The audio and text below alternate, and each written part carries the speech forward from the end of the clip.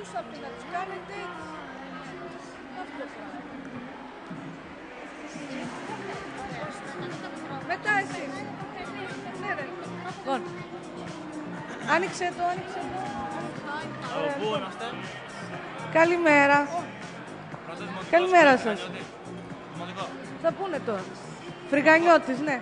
Το όνομά σου. Μυρτώ. Γιώργος. Στέλιος. Είστε από το Δημοτικό Σχολείο. Εκπαιδευτήρια Φρυγανιώτη. Δημοτικό, μάλιστα, ωραία. Έχετε παρουσιάσει ή όχι ακόμα? Έχουμε παρουσιάσει το project Αριστοτέλης, ένας φιλόσοφος από άλλον πλανήτη. Από άλλον πλανήτη ο Αριστοτέλης. Από άλλον πλανήτη. Μάλιστα. Για πες, Μαρία. Τι ακριβώς είναι το project? Το project έχει βασιστεί στη φράση που έχει πει ο ίδιος ο Αριστοτέλης: οι Έλληνες δεν είναι φυλή αλλά είδος. Και δημιουργήσαμε ένα παιχνίδι στη γλώσσα λογισμικού Scratch.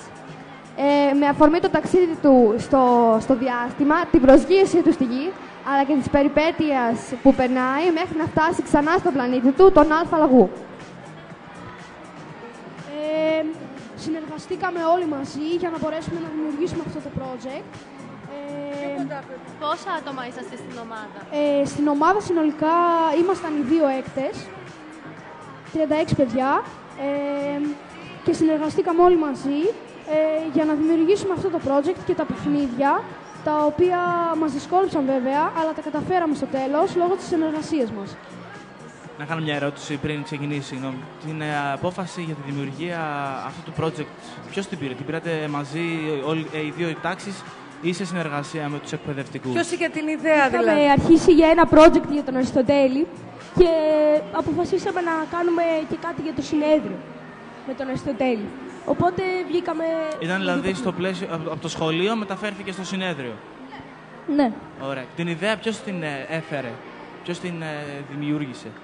Στην αρχή την ιδέα την είχαν οι δάσκαλοι και τη μετέφεραν και σε εμάς και εμείς την υλοποιήσαμε, προσπαθήσαμε. Σας άρεσε δηλαδή με το που την ακούσατε? Μας άρεσε, ήταν ωραίο γιατί με αφορμή τα 2.400 χρόνια από τη γέννησή του ήταν ωραίο να δημιουργήσουμε έτσι ένα project που θα αφορά και αυτόν. Πώς σας φάνηκε μέσα η παρουσίαση? Είχατε τρακ? Είχατε τρακ, λέω, μέσα, όχι?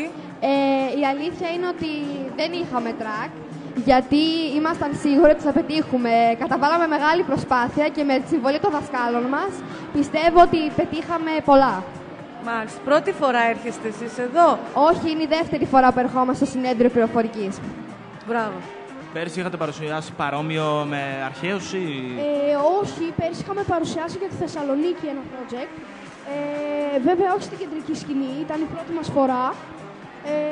Αλλά μας άρεσε πολύ η ιδέα και έτσι χρησιμοποίησαμε τη Θεσσαλονίκη και φέτος τον Αριστοτέλη. Έλα, Μαρία. Σας πήρε καιρό για να ετοιμάσετε την εφαρμογή?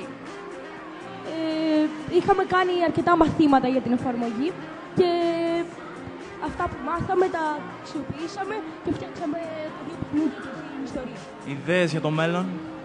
Έχετε σκοπό να κάνετε κάτι? Τώρα περνάτε πλέον και στο γυμνάσιο. Από αυτά που παρακολουθήσαμε μέσα στην κεντρική σκηνή πιστεύω ότι πήραμε αρκετές ιδέες και ότι του χρόνου θα υλοποιήσουμε και θα αξιοποιήσουμε βέβαια αρκετά πράγματα από αυτά που είδαμε. Ωραία. Λοιπόν, θέλω το όνομα του καθηγητή της πληροφορικής με τον καθηγητή πληροφορικής. Το δουλέψατε με τους δασκάλους? Δουλέψαμε και με την καθηγήτριά μας πληροφορικής, την κυρία Τζουτζουδάκη Δέσποινα, αλλά και με τους καθηγητές μας, τον κύριο Φιλαράκο Νίκο, την κυρία Σταυρίδου Μένια, τον κύριο Τερζανίδη Κώστα και την κυρία Κιχαγιά Κατερίνα. Ωραία. Ένα μεγάλο μπράβο και σε εσάς και στους συναδέλφους. Ευχαριστούμε πολύ, να είστε καλά.